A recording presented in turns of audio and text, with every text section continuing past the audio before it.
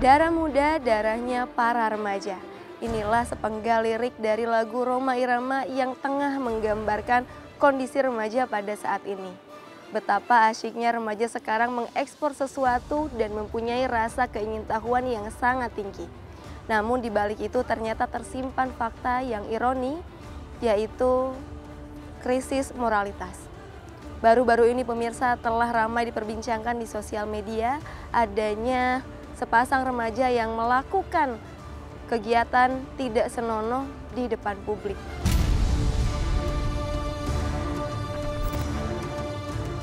Kisah-kisah tak pantas tentang aksi muda-mudi berbuat asusila di tempat umum bukan hanya menghadirkan potret orang-orang seolah sudah putus urat malu, tapi juga menodai persepsi tentang moral di negara yang kental budaya timurnya dan kuat pula nilai-nilai religiusnya.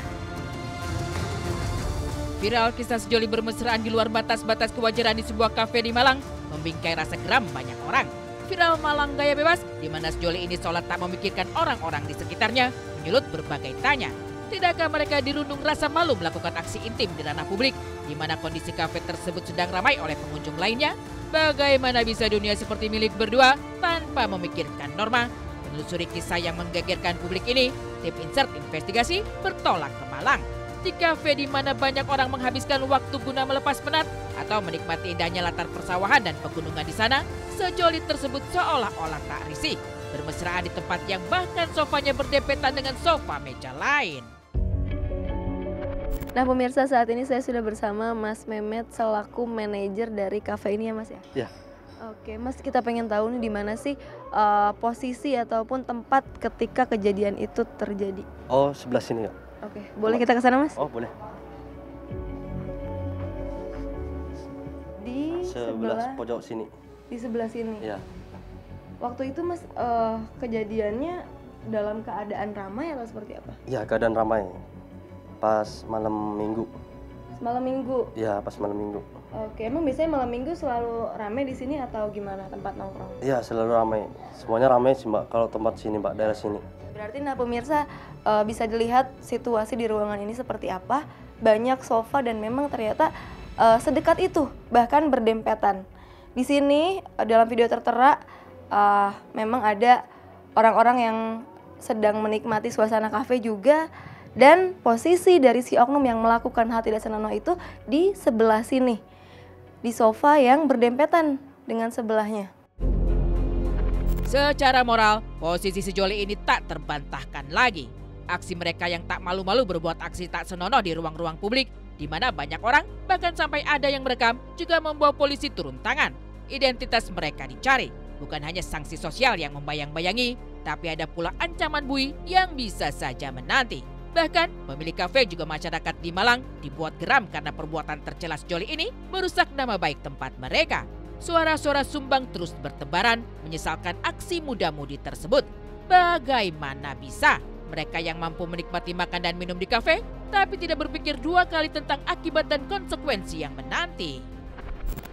Dari kemarin kita mengupayakan agar ini ya, kita sudah buat rilis agar yang bersangkutan meminta maaf kepada pihak manajemen dan ke kafe dan seluruh masyarakat Indonesia, khususnya masyarakat Malang gitu, karena hal itu terjadi di kota Malang gitu.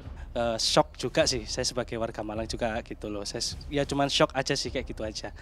Kayak gimana ya, kok tiba-tiba ada kejadian seperti itu dan tiba-tiba kok senonoh seperti itu gitu loh. Dan saya sebagai warga Malang sendiri pun saya sedikit kecewa juga sih gitu. Fenomena pasangan yang kemudian nekat berbuat tak senonoh di ranah publik menjalar ke banyak daerah. Sedemikian parahkah kemerosotan moral sehingga berbuat sesuka hati? Ini pula pertanyaan yang menyertai viral cerita lain pasangan di salah satu restoran di Jakarta Selatan tertangkap kamera berbuat asusila di tempat umum. Ketika video tersebut viral, polisi juga langsung turun tangan. Peristiwa yang diduga berlangsung pada 30 November 2023 lalu itu dikabarkan terjadi di ruangan VIP restoran tersebut dengan sejumlah orang lain di dalamnya.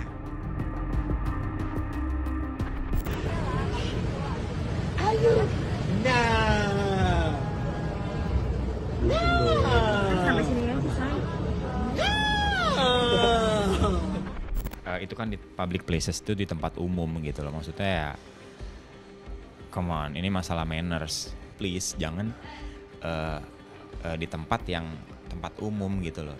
Lebih berpikir 2 kali lah ya, karena apa yang kalian lakukan, apalagi nanti kalau sampai diviralkan, terus malu, keluarga malu, terus penyesalan di akhir gitu. Jadi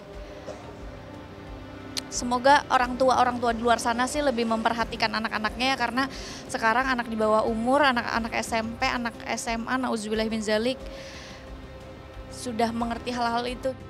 Kita memastikan bahwa hubungan yang sifatnya intim itu tidak boleh dilakukan di depan publik. Karena sifatnya itu personal dan private gitu ya, ada privasi di dalamnya. Demi hasrat sesaat, mereka nekat melakukan tindak asusila yang berdampak panjang. Menggerus nilai-nilai norma, tak hanya diri sendiri, tapi ada keluarga yang turut terdampak olehnya. Tidakkah para pelaku berpikir sampai sejauh itu? Apa sebenarnya faktor yang membuat fenomena ini seperti menjamur dan banyak terjadi? Banyak faktornya, dari mulai faktor gen, ya, kemudian faktor dia dibesarkan dengan berbagai macam trauma-trauma, seperti dia sering dibully, waktu masih kecil dihina, ya, atau mempunyai keluarga yang tidak harmonis.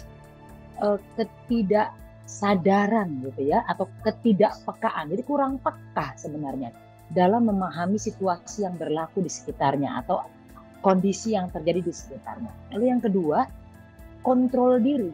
Ini sudah pasti tuh bicara soal self control. Ini orang-orang yang memang seenaknya saja gitu ya, mengekspresikan dorongannya.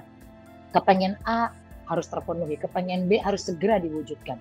Sehingga mereka tidak mampu mengelola kapan dorongan itu harus dikeluarkan. Meraba bagaimana bisa tindak asusila di tempat umum marak terjadi, para ahli kemudian mengurainya hingga ke ranah keluarga. Sebab dari sinilah dasar-dasar norma, tata krama, hingga nilai-nilai agama ditanamkan. Hal-hal yang dianggap tabu seperti pendidikan seks sejak dini sesuai dengan usia anak justru dirasa penting agar kelak peristiwa serupa tak terjadi kembali. Pun demikian dengan nilai-nilai agama, di mana sisi religius dinilai mujarab jadi tameng agar kemerosotan moral tak terus terjun bebas. Tanpa itu, hal-hal yang dianggap melanggar dan merusak sendi hidup bisa dipandang sebagai soal biasa-biasa saja. Kemudian mendapatkan pendidikan seks yang cukup, boleh dan tidak boleh, nilai-nilai norma yang berlaku itu seperti apa, itu tetap harus diberikan kepada anak-anak dalam mereka tumbuh kembangnya. Bagaimana kita memiliki perilaku yang sesuai dengan kebiasaan yang berlaku di sekitar kita. Nah, etiket ini biasanya diajarkan dari rumah.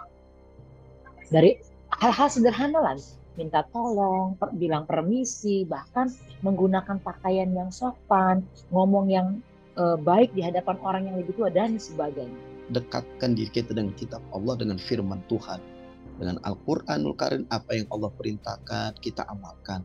Ketika kita amalkan di diri kita, insya Allah kita terjauhkan dari yang namanya perbuatan zina, mabuk, membunuh, korupsi dan sebagainya.